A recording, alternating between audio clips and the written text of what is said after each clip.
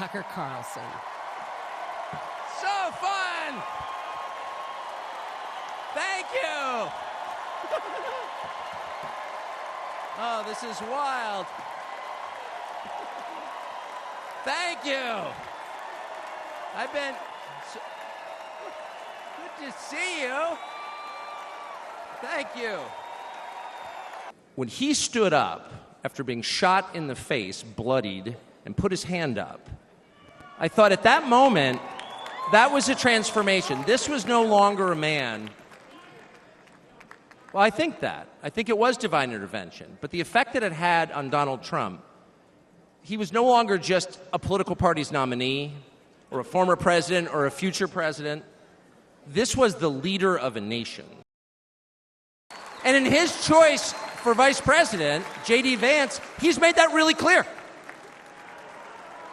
J.D. Vance, I'll say this about him, is a thoroughly decent man, and I'll just admit it, a friend of mine.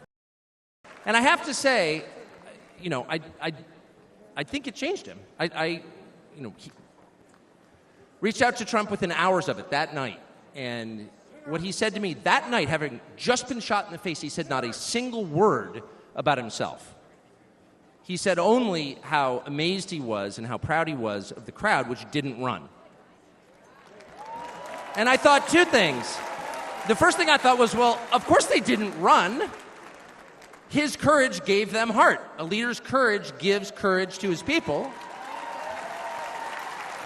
And the second thing I thought was, this is the selfish guy I've been hearing about for 9 years, really, not a word about himself, about his people, period. And the second thing I noticed, which I don't think anyone has remarked upon in public, but I'm just going to since I don't have a script, like why not, is that he turned down the most obvious opportunity in politics to inflame the nation after being shot. So I will stop on just one point, and that is what's happened over the past month since the debate, and particularly on Saturday in Butler. I think a lot of people are wondering, what is this? This doesn't look like politics. Something bigger is going on here. That love.